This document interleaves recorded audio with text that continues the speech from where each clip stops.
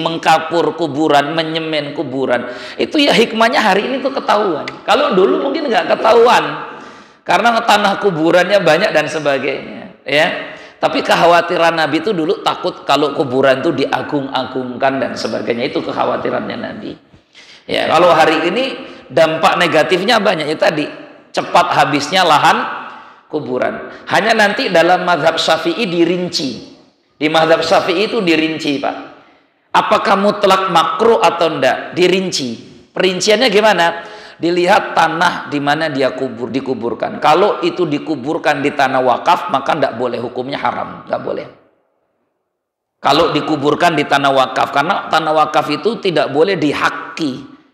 Tanah wakaf itu milik bersama, tidak bisa dihaki milik sendiri. Tapi kalau itu dikuburkan di tanahnya dia sendiri, silakan. Itu penjelasan para ulama itu begitu. Nah, kita ini kalau mati kira-kira dikuburkan di tanahnya siapa, Pak? Tanahnya bapak atau tanahnya wakaf? Jangan. Ya sudah, berarti bukan milik kita, itu sebenarnya bukan milik kita. Ya, bukan milik kita. Oh, milik saya loh, Ustaz. Oh, saya ikut kok. Ikut iuran 250. 250 diangsur. Yang meninggal satu keluarga, 5 orang, 7 orang, 10 orang, tim situ semua. Gitu ya. Gitu. Itu untuk beli semeternya saja belum dapat, gitu loh. Jadi intinya ya tanah-tanah kuburan kita ini rata-rata tanah dari wakaf, kecuali tanah kuburan pemakaman keluarga fulan, pemakaman, nah itu milik dia sendiri, silakan. Gitu loh maksudnya. Jadi para ulama itu jelaskannya begitu. Dilihat dulu tanahnya tanah siapa. Kalau tanahnya punya umat ya nggak boleh. Nah, kita kan selama ini kan hidup apa namanya, nguburkan ini kadang itu nggak memperhatikan aturan agamanya, atau kadang karena para dai, para penceramah, tokoh agamanya diam, itu problemnya sekarang. Diam, tidak mau mengkritisi, padahal itu sebenarnya jelas di depan mata. Kasih aja penjelasan, yang begini ini sebenarnya tidak boleh, antara dilarang dan dimakruhkan. Tapi idealnya tidak harus seperti ini dan sebagainya, aturannya ya, wallahu alam.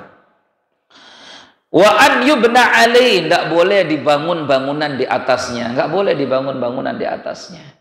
Bangunan itu kayak kubu, kayak apa macam-macam, ya, bangunan-bangunan rumah dan sebagainya. Allahu alam. Hadisnya mana? Ini hadisnya diriwayatkan oleh Imam Muslim nomor 37, Abu Dawud nomor 193, Tirmizi nomor 155, Nasai nomor 72, Ibnu Majah nomor 498. Yang hadis ini kemudian difahami dua oleh ulama, sebagian mengharamkan, sebagian memakruhkan. Mana bunyi hadisnya?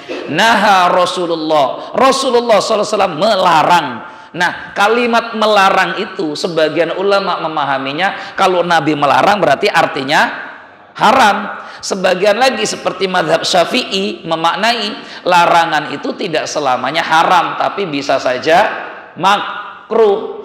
Apa yang Nabi larang? An yujassasal qabru, kuburan dikijing. Ya. Wa an yubna alai, atau dibuat bangunan di atasnya, ada bangunan-bangunan di kuburan itu, tidak boleh. Sekali lagi ya Pak ya, ini bicara hadis, bicara kitab. Saya tidak bicara realita di lapangan ada yang begini. Itu urusan orang masing-masing. Karena agama kita itu sumbernya ya Al-Qur'an dan hadis. Perkara di masyarakat ada kuburan yang seperti disebutkan dalam hadis, itu bukan hukum.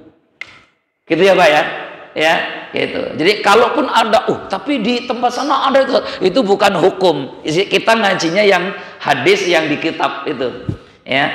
Ya, tinggal bagaimana kita menyikapinya saja. Itu yang perlu kita perhatikan. Nabi lanjutkan lagi, wa an yubna alaih, tidak boleh dibangun bangunan di atasnya.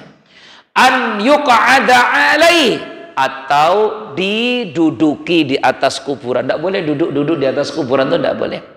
Pernah kita jelaskan ya, apa azabnya Pak? Azabnya apa? Duduk di atas kuburan itu apa azabnya? Atau Pak, apa kira-kira hukuman untuk orang yang duduk di atas kuburan? Nah, li'an yajlisa ahadukum ala jamratin. Seandainya kalian dihukum untuk duduk di atas bara api yang menyala, gitu ya. Fatahriku siyabahu, sampai membakar baju pakaiannya. Fatakhlusa ila jildi, dan kulitnya pun melepuh karena panasnya. Khairun lahu, hukuman seperti itu lebih baik baginya min an yajlisa ala qabrin, dibandingkan duduk-duduk di atas kuburan. Ya, dibandingkan duduk-duduk di atas kuburan. Jadi kalau ada orang duduk di atas kuburan itu, kata Nabi, kalau kamu duduk di atas bara api, kebakar bajumu dan kulitmu melepuh, itu masih lebih baik hukumannya dibandingkan hukuman duduk di atas kuburan.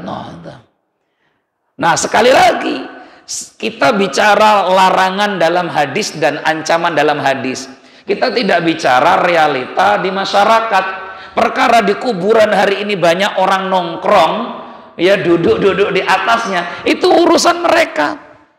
Yang sudah ngaji begini hendaknya memberitahu, karena banyak umat kita ini tidak tahu adabnya ketika ziarah kubur. Banyak enggak? Bapak pernah nggak ngelihat ada orang duduk-duduk di atas kuburan? Atau jangan-jangan yang di sini? Ya kan? Jangan-jangan kita juga pernah melakukan. Tapi kan kita melakukannya karena belum tak bela, pokoknya rasanya belum tahu itu tak bela. Nah, setelah tahu ini kok masih dilanggar, karepe. Pokoknya udah tahu kok sekarang disiksa pakai duduk di bara api itu jauh lebih baik daripada duduk di atas kuburan. Itu hadisnya tuh jelas. Hadisnya jelas. Ya, itu. Biarpun sebagian ulama Syafi'iyah sebagaimana dijelaskan dalam kitab Misbahul Zulam, Syarah Bulughul Maram, itu memahami sebagian, tapi ini pendapatnya lemah, dilemahkan oleh Imam Ibnu Hajar. Guru saya Dr. Ahmad Ikhwani juga melemahkan pendapat ini, gitu ya. Tapi ini ada membawa makna tadi itu, larangan duduk-duduk di kuburan itu, duduk kalau niat membuang kotoran. Ya, duduk kalau niat buang kotoran. Itu lemah pendapatnya. Kenapa? Karena orang bodoh banget kalau mau di kuburan, itu kan bodoh banget tuh, Pak. Ya, long kita saja di masyarakat, jangankan buang hajat, nunjuk kuburan saja kita itu takut-takut kok, Pak. Ya kan? Ini kan kita ini korban-korban doktrin orang tua kita dulu. Jangan nunjuk kuburan, nanti tangannya. Ini kan korban doktrin orang tua zaman dulu. Ya, jangan-jangan bapak-bapak masih ada tuh yang nakut-nakuti anaknya begitu. Ya, kan korbannya. Jadi kalau difahami bahwa yang dimaksud larangan duduk itu adalah buang hajat, maka makna ini lemah. Tidak bisa dibenarkan. Demikian ditolak oleh sebagian besar ulama mazhab Syafi'i, ya. Gitu. Jadi maknanya ya duduk, makanya tidak boleh. Kalau mau duduk ya duduk di sampingnya, duduk di sebelahnya atau duduk di mana, tapi jangan duduki kuburan, karena ada larangannya menduduki kuburan. Nah, itu masalahnya, karena difasilitasi. Nah, itu salah satu salah satu madharatnya karena difasilitasi, makanya diduduki. Baik, ya. Wallahu a'lam. Wa yuhramu dafnu, haram hukumnya menguburkan qabla salati alaih, sebelum jenazah itu disolatkan. Jadi jenazah tidak boleh dikuburkan sebelum disolatkan, tidak boleh, bahkan diharamkan, ya.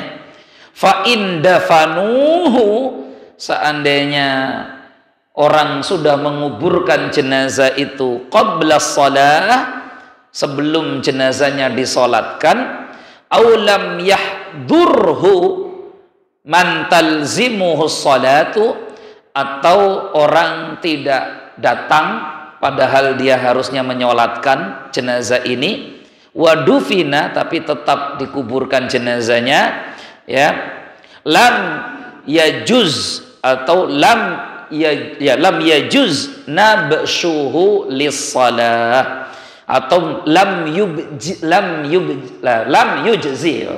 pelitut mulutnya ya, lam yajuz atau lam yujzi, sama saja boleh. Artinya kalaupun ada orang yang harusnya nyolatkan tapi dia ndak ikut nyolatkan karena belum ada.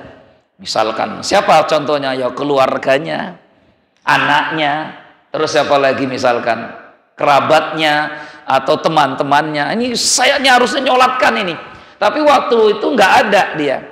Maka lam yajuz atau lam yujzi nabshuhu atau nabshahu, tidak boleh dibongkar kuburan itu ya hanya untuk alasan karena ingin disolatkan ya. Watajibu sholatu, tapi dia boleh sholat alaihi fil qabri, di kuburannya ya. Jadi kalau orang nggak sempat, anaknya di Jawa Timur, bapaknya meninggal di Lampung, diberitahu, maka pagi itu juga anaknya langsung pesan tiket pesawat.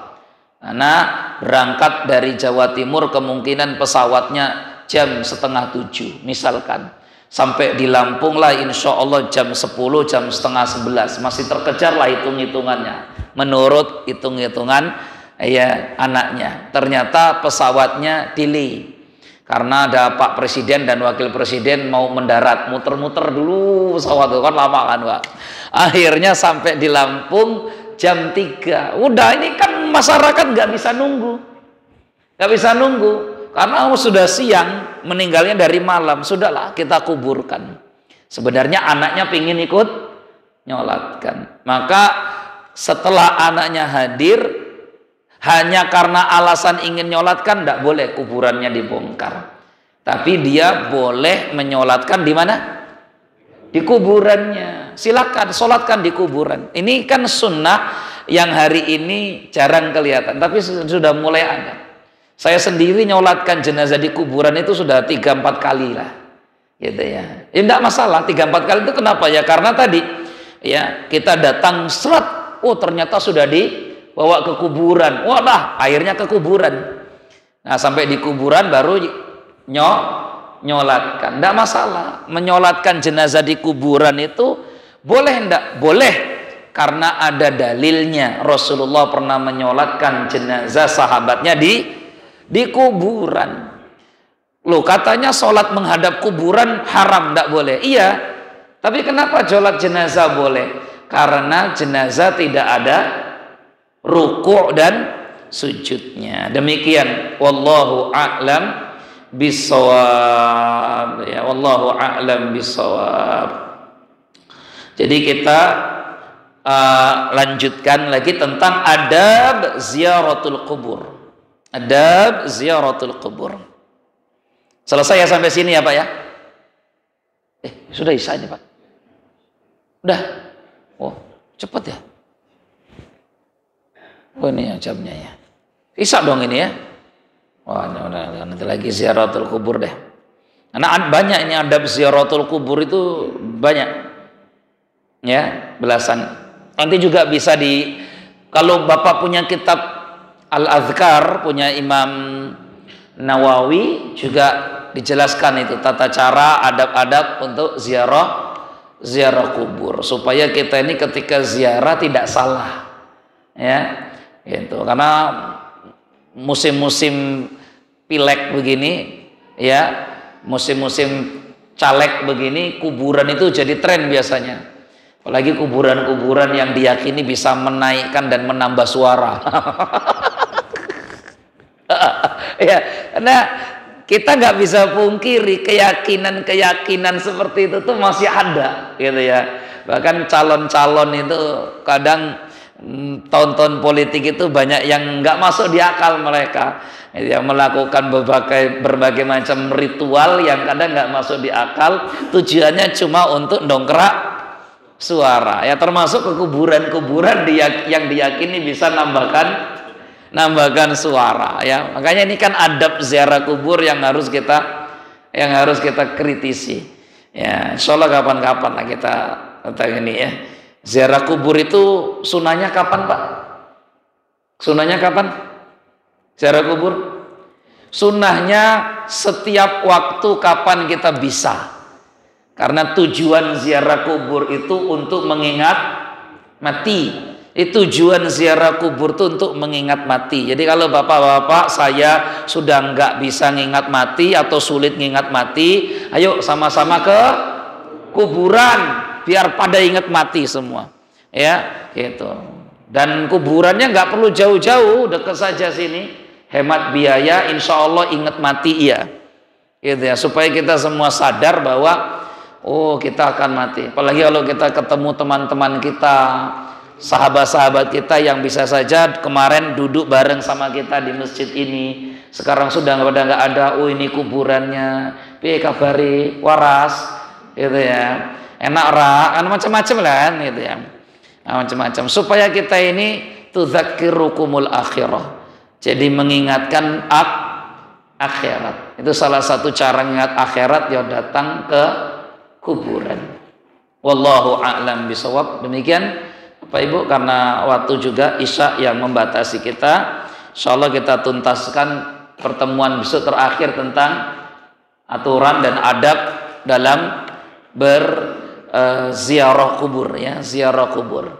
Baik, karena dulu sempat ziarah kubur dilarang oleh Nabi, tapi kemudian dibolehkan. Kenapa kok bisa dilarang oleh Nabi? Yaitu tadi salah satu alasannya karena banyak orang di kubur itu nyimpang, ya, menyimpang. Maka dilarang. Terus setelah itu diizinkan lagi.